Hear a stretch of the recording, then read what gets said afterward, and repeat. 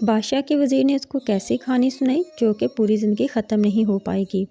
یہ کہانی ہے ایک ایسے بادشاہ کی جس کو نئی نئی کہانیاں سننے کا بہت شوق تھا، مگر ساری کہانیاں جلد ہی ختم ہو جاتی۔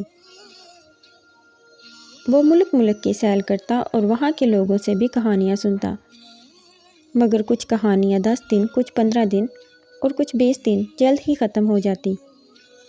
جن لوگوں کی کہانی بادشاہ کو پسند آتی، بادشاہ ان کو ڈھیر سارا سونا اور چاندی انعام میں دیتا۔ بادشاہ کی حفاظت کے لیے بہت سے سپاہی مامور تھے، مگر بادشاہ سب سے زیادہ بھروسہ اپنے اس وزیر پہ کرتا تھا جو کہ انتہائی عقل مند اور ذہین تھا۔ بھلے اس کا ایک بازو نہیں تھا، مگر وہ ہمیشہ بادشاہ کو اپنی ذہانت سے لاجواب کرتا تھا۔ وزیر نے بادشاہ کا خیمہ ایک ندی کے کنارے لگایا تاکہ بادشاہ کچھ دیر آرام کر سکے۔ رات ہوئی تو بادشاہ کا وزیر بادشاہ کی حفاظت کی وجہ سے باہر کھڑا رہا۔ اس نے خواب میں دیکھا کہ یہاں جنگل میں ایک سانپوں کی وادی ہے، جو کوئی وہاں جنگل میں جائے گا تو اس کو سانپ ڈس لیں گے۔ جب صبح ہوئی تو بادشاہ نے کہا، میں جنگل کی سیر کو جانا چاہتا ہوں اور ہرن کا شکار کرنا چاہتا ہوں، چنانچہ میرے شاہی گھوڑوں کو تیار کیا جائے۔ وزیر نے جب یہ بات سنی تو اس نے بادشاہ کو ساری رات کی خواب بتائی۔ اس نے بتایا کہ آپ نہیں جا سکتے، یہاں پہ خطرہ ہے۔ ہرن کے گوشت کھانے کی ضد کی وجہ سے اسی علاقے کا ایک شخص بادشاہ کے لیے ہرن لانے کے لیے تیار ہو گیا۔ چنانچہ وہ ہرن کی تلاش میں جنگل کو نکل پڑا۔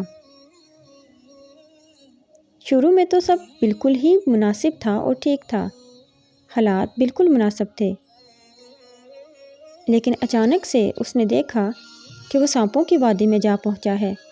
وہاں پہ بے انتہا سانپ تھے۔ وہ ڈرا، مگر اب کیا ہو سکتا تھا؟ سبھی سانپوں نے اس کے اوپر حملہ کیا اور وہ جلد ہی اپنی جان کی بازی ہار گیا۔ یہ بات بادشاہ کے سپاہی نے بادشاہ کو آ کے بتائی۔ بادشاہ نے فوراً سے وزیر کو بلایا۔ جب وزیر آیا تو بادشاہ نے کہا، تمہاری خواب بالکل سچ تھی، میں تمہیں بے انتہا قیمتی انعامات دوں گا اور ساتھ ہی تمہیں نوکری سے بھی نکال دوں گا۔ وزیر بہت رویا کہ میں نے تو آپ کی جان بچائی، پھر آخر آپ مجھے کیوں نوکری سے نکال رہے ہیں؟ بادشاہ نے کہا، اس کا جواب تم خود تلاش کرو، اور اس کے علاوہ جو بھی اس بات کا جواب تلاش کرے گا وہی میرا اگلا وزیر ہوگا۔ جلد ہی یہ خبر ریاست میں پھیل گئی۔ لوگ اس بات کا جواب تلاش کرنے کے لیے سوچ میں پڑ گئے کہ آخر بادشاہ نے وزیر کو کیوں نکالا؟ اسی نے تو اس کی جان بچائی تھی، پھر آخر کیوں نکالا؟ مگر کوئی بھی بادشاہ کے اس سوال کا جواب تلاش نہیں کر پا رہا تھا۔ سب بہت پریشان تھے۔ پھر اس وزیر کی ملاقات ایک بزرگ سے ہوئی۔ بزرگ نے اسے بتایا، میں تمہیں اس سوال کا جواب بھی بتا سکتا ہوں اور تمہیں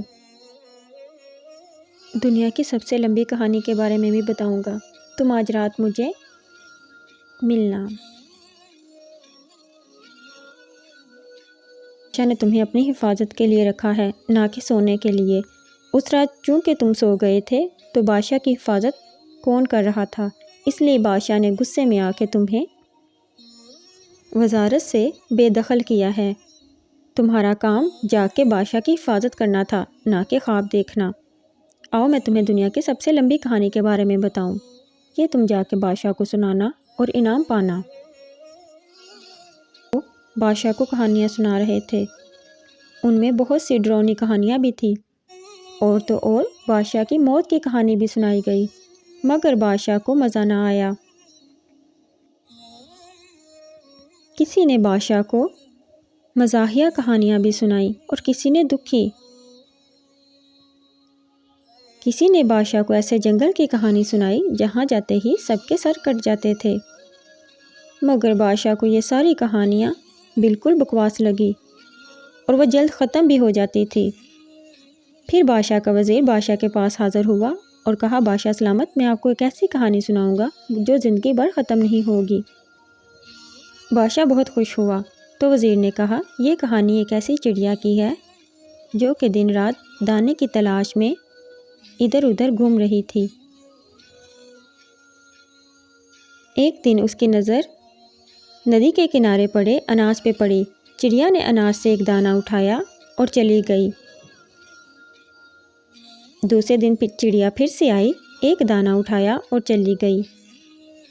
تیسرے دن چڑیا پھر سے آئی، دانہ اٹھایا اور چلی گئی۔